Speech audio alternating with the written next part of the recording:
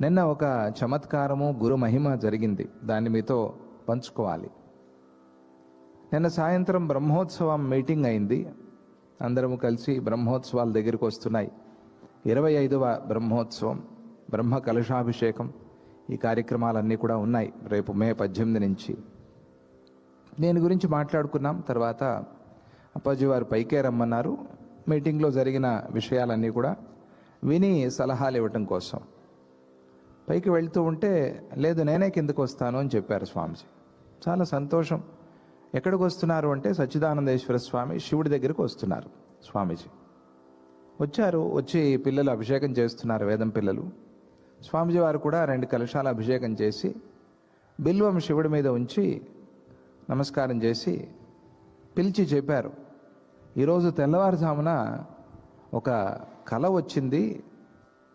ఏమిటా కళ అంటే,